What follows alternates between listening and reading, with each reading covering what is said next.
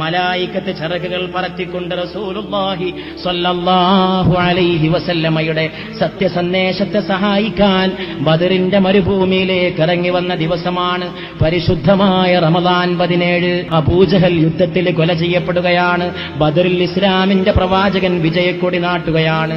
അതോടെ ഇസ്ലാമിക ചരിത്രത്തിലെ ഏറ്റവും വലിയ ഒരു അധ്യായം അവസാനിക്കുകയാണ്. അതോടുകൂടി അറബികൾക്കിടയിൽ ചോദ്യം ചെയ്യപ്പെടാത്ത നേതാവായി. അതുകൊണ്ട് സഹോദരന്മാരെ, ഈ ബദർ പരിശുദ്ധമായ റമദാനിന്റെ 17 ബദർ ദിനം പരിശുദ്ധ പ്രവാചക തിരുമേനി നിങ്ങളുടെ കൽവിൽ ഇപ്പോൾ നിറഞ്ഞു നിൽപ്പുണ്ടെന്ന് ഞാൻ വിശ്വസിക്കുന്നു.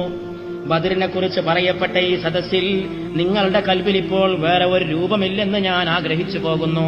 ഒരേ ഒരു രൂപം, മുഹമ്മദുൻ ദിക്റുഹു റൂഹുൽ ലി അൻഫുസിനാ മുഹമ്മദുൻ ശുക്റുഹു ഫറദുൻ അലൽ ഉമമി.